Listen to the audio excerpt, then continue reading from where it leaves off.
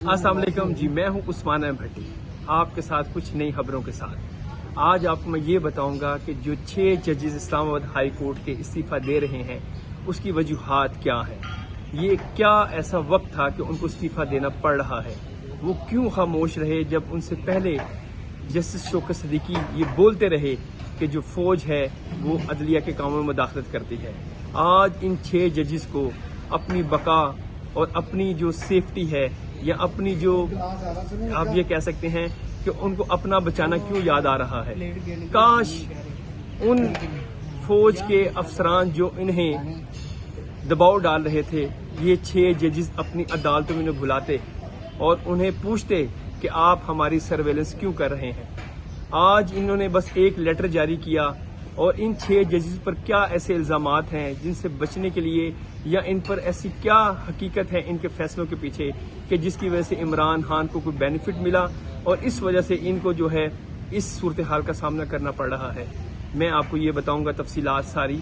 और ये पाकिस्तान के लिए खुश आइंद बात है कि पाकिस्तान में इस वक्त जो डॉलर है वो मुस्तहकम हो गया है। पाकिस्तान में खुशहाली के दिन आएंगे और जो इस वक्त IMF ने कर्जा मंजूर कर लिया है कि पाकिस्तान को अब एक साथ जो है वो कर्जे की मिलना शुरू हो जाएंगी और पाकिस्तान में जो है वो सूरत हाल बेहतरी की तरफ चलने लग पड़ेगी। मैं आपको ये बताऊंगा कि जो इस वक्त बहुत ज़्यादा मीडिया पर, सोशल मीडिया पर, ट्रेडिशनल मीडिया पर इस वक्त बहुत ज़्यादा इशू हाईलाइट है वो यही है कि 6 जजेस जो हैं इस्लामाबाद हाई कोर्ट के वो इस्तीफा दे रहे हैं, उन्होंने दे दिया है।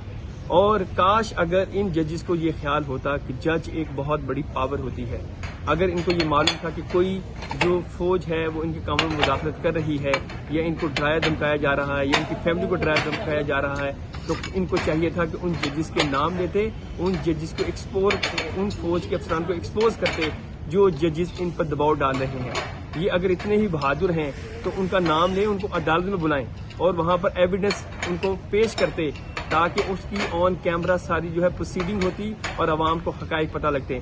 अब इन 6 जजेस पर इल्जामात ये हैं कि इन्होंने जो भी फैसले दिए हैं वो इमरान खान के हक में दिए जो कि हक में उसके बनते नहीं थे। मैं तो ये जानता हूँ कि जो भी इदारा मेरिट पर काम करे, जो भी जज मेरिट पर काम करे, वो किसी को जवाब दे नहीं होता। जजों को खुद बोलना नहीं पड़ता, जजेस के फैसले बोलते हैं।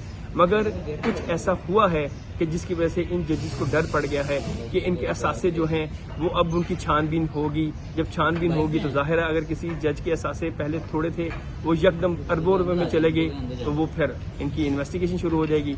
अभी कुछ रोज कबल जो मुजाहिर अकबर नकवी हैं उनके खिलाफ सुप्रीम जुडिशल काउंसिल में जो है वो प्रोसीडिंग हुई और उन्हें भुगतना पड़ा और उन्हें अपने जजशिप के ओहदे से हाथ धोना पड़ा। और जस्टिस जो सिद्दीकी थे उन्होंने भी अपने वक्त में बोला कि मुझे जो है जनरल फैज हमीद जो है वो दबाव डालते थे कि नवाज शरीफ के खिलाफ फैसला दें।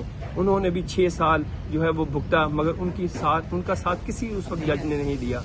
आज अगर ये जज जो है वो नाम बोल दें फौज के अफसरान के और उनमें जाहिर है अगर शौकत सिद्दीकी के खिलाफ किसी फौज के अफसर ने उन पर दबाव डाला और अगर आज वो फौज के अफसर रिटायर्ड हो चुके हैं या हाजिर सर्विस हैं, रिटायर्ड ऑफिसर के खिलाफ तो इंक्वायरी इजीली हो सकती है और अगर उनके खिलाफ इंक्वायरी हुई होती तो आज किसी भी फौज के ऑफिसर को ये हिम्मत ना होती कि वो किसी भी जज पर दबाव डालता है। मगर अभी तक जो वजह सूरत हाल नजर आ रही है वो यही है कि जो जज हैं वो अपने बचाव के लिए मलबा जो है वो फौज के अफसरान पर डाल रहे हैं और ये तो अब वक्त ही बताएगा कि इसमें क्या हकीकत है, क्या झूठ है।